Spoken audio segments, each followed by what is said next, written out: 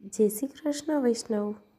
શ્રી મહાપ્રભુજીના 84 બેઠક જે ક્યાં ક્યાં બિરાજે છે અને તેની લીલા ભાવનાનું આપણે સત્સંગ કરીશું.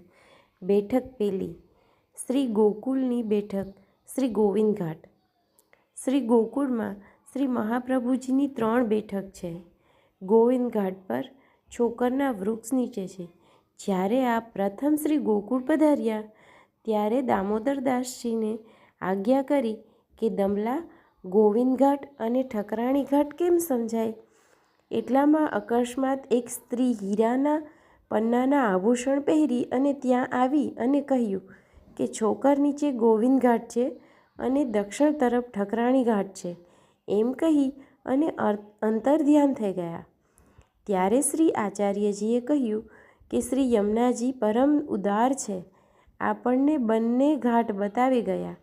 શ્રી રાવલથી ઠકરાણી ઘાટ સુધી શ્રી સ્વામિનીજીની હદ છે અને મહાવનથી ગોવિંદ ઘાટ સુધી શ્રી ઠાકોરજીની હદ છે અને છોકર વૃક્ષ બ્રહ્મનું સ્વરૂપ છે. તે દિવસે શ્રાવણ સુદ એકાદશી હતી. તેથી સુરતનું પવિત્ર અને ધોતી ઉપરણા કેસરથી રંગ્યા અને મિશ્રી શુદ્ધ કરી રાત્રે આપ પોઢ્યા.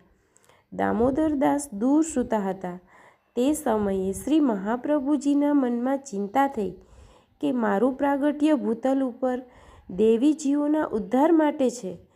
મારે મારા મનનું ખંડન કરી ભક્તિ માર્ગ સ્થાપવાનો છે, પણ જીવ દોષવાળો છે અને પુરુષોત્તમ ગુણ નિધાન છે. એવો સંબંધ કેમ? એટલામાં તો શ્રી યમુના પુલીનમાંથી સાક્ષાત શ્રીનાથજી પ્રગટી અને આજ્ઞા કરી કે શા માટે ચિંતા કરો છો? શ્રી વલ્લભ આચાર્યજીએ પ્રણામ કરી અને કહ્યું, આપ ક્યાં અને જીવ ક્યાં? આ સંબંધ કેમ થાય?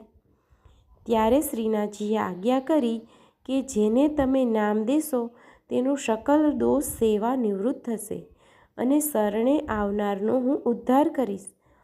શ્રી આચાર્યજી ધોતી ઉપરણાનો પવિત્ર શ્રીને ધરાવી ને શ્રીને ભોગ ધર્યો. ત્યારે શ્રીજીએ આજ્ઞા કરી કે તમે બ્રહ્મ સંબંધ કરાવશો તેનો હું અંગીકાર કરીશ કહી અને અંતર્ધ્યાન થયા. ત્યારે શ્રી આચાર્યજીએ પૂછ્યું, દમલા તે કંઈ સાંભળ્યું? દામોદરદાસે કહ્યું, સાંભળ્યું પણ કંઈ સમજ્યું નહીં.